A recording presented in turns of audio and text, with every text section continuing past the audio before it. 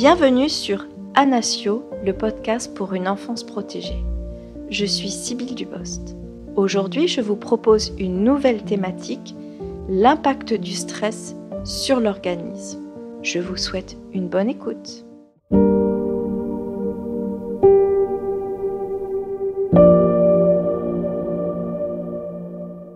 Impact du stress sur l'organisme. Il me semble important de pouvoir partager ce sujet après avoir vu ensemble ce qu'était le stress dans un précédent podcast. Pourquoi ?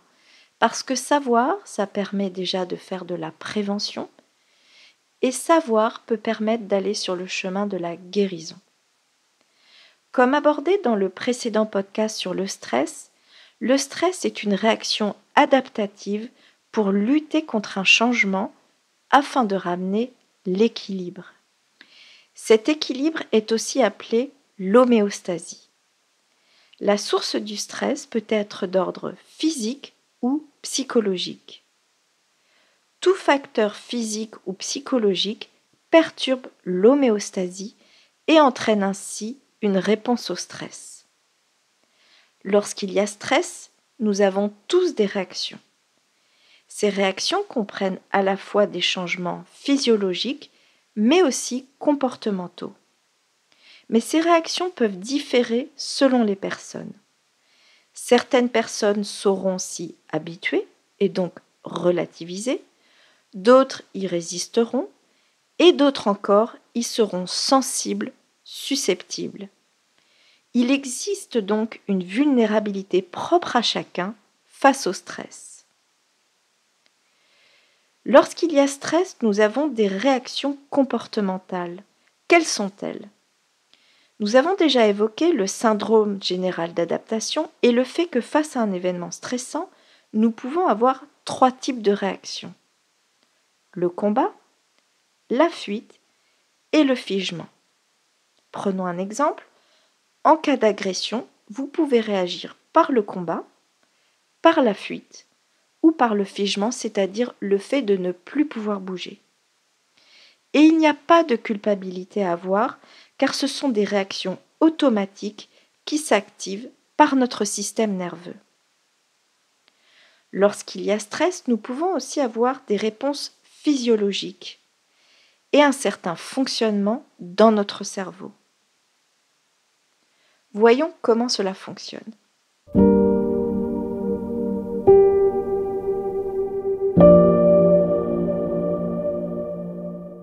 Tout d'abord, abordons le stress et le cerveau. Lorsqu'il y a un agent stresseur, celui-ci va activer des zones spécifiques dans le cerveau, le système limbique et l'hypothalamus. Le système limbique comprend l'amygdale et l'hippocampe. L'amygdale, c'est quoi ? C'est le siège des émotions dans notre cerveau. Lorsqu'elle est activée, elle déclenche les émotions de peur et de stress notamment. L'hippocampe, c'est le siège de la mémoire explicite, c'est-à-dire la mémoire qui fait intervenir la conscience. Le stress peut altérer la capacité de mémoriser. L'hypothalamus. L'hypothalamus a un rôle notamment dans les fonctions de boire, manger, se reproduire, se défendre. Mais il a également un rôle dans le déclenchement des hormones du stress. Voyons donc la partie stress et hormones. Lors d'un événement stressant, 3 hormones principalement du stress sont sécrétées. Le cortisol, l'adrénaline et la noradrénaline. Ces 3 hormones permettent l'adaptation. Elles jouent un rôle de chef d'orchestre dans notre organisme et dans notre cerveau. Voyons comment cela fonctionne dans les 3 étapes du stress, c'est-à-dire dans la phase d'alarme, dans la phase de résistance et dans la phase d'épuisement.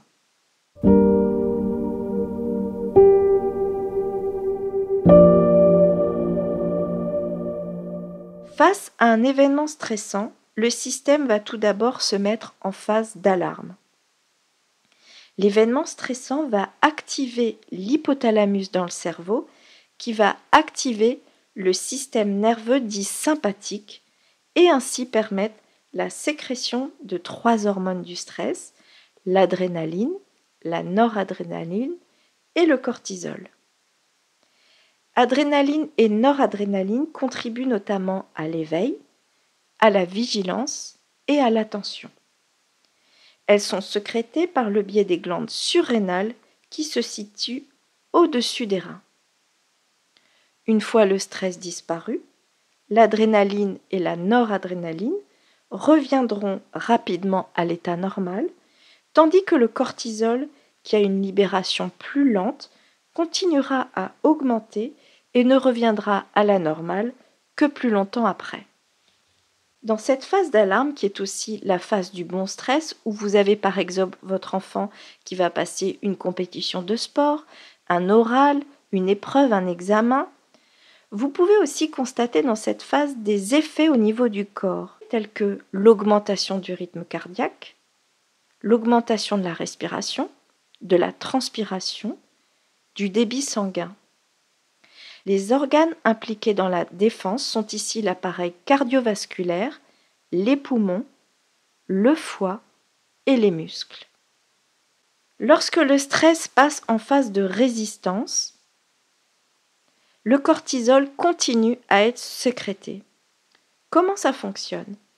L'hypothalamus dans le cerveau, qui est un tissu constitué de neurones, va sécréter les hormones du stress en passant par l'hypophyse, qui va activer à son tour la glande cortico-surrénale qui se situe au niveau des reins. Cette dernière va produire du cortisol.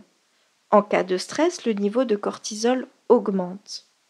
Le cortisol permet de rester en état d'alerte, de maintenir la vigilance. Il est aussi responsable de la production de glucose dans le foie pour disposer d'énergie et enfin responsable de l'inhibition de notre système immunitaire. Dans cette phase de résistance, le cortisol continue donc à être sécrété. L'organisme étant bien constitué, il va réguler ce système, c'est-à-dire que si l'agent stressant disparaît, le cortisol un peu plus tôt sécrété va alors envoyer à son tour des informations à l'hypothalamus dans le cerveau qui va lui-même rétablir l'équilibre de tout le système. Mais il se peut que l'agent stressant reste. Vient donc la phase d'épuisement. Ici, dans la phase d'épuisement, les capacités énergétiques de notre organisme s'épuisent. Il va y avoir une dérégulation de nos systèmes neuronaux et endocriniens. Toutes les cellules de l'organisme continuent à recevoir les hormones du stress, et ce, au niveau du foie, des os et du cerveau. Cela va créer un affaiblissement de l'organisme et ainsi favoriser l'apparition de pathologies. C'est en effet lorsque l'exposition à un facteur de stress est perçue comme intense, répétitive, notamment en phase de résistance ou de stress aigu, ou prolongée en phase de stress chronique, c'est-à-dire la phase d'épuisement, que la réponse au stress devient inadaptée et préjudiciable à la physiologie, créant ainsi l'apparition de pathologies.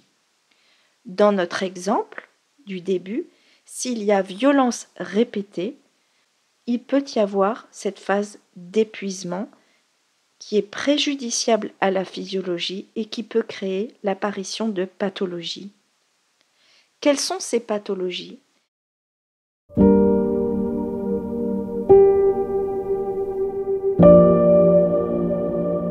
Ces pathologies peuvent être d'ordre somatique, comme avec des migraines, des maux de ventre, des troubles du sommeil à court terme, des troubles respiratoires comme l'asthme, de l'hypertension, du diabète, de l'obésité à moyen terme, et des maladies pulmonaires, cardiovasculaires ou des cancers à plus long terme. Ces pathologies peuvent aussi être d'ordre psychique via l'indifférence, l'introversion, la passivité, la résignation ou encore la sidération, la dépression, l'anorexie mentale et les troubles anxieux. Enfin, il peut y avoir des troubles du comportement socio-professionnel comme l'irritabilité ou le risque d'accident accru. Pour une enfance protégée, c'est aussi l'enfant au cœur du sujet. Les mécanismes cités sont les mêmes pour les enfants, mais il me semblait important d'aborder ces mécanismes car savoir permet de faire de la prévention, mais aussi d'aller vers le chemin de la guérison.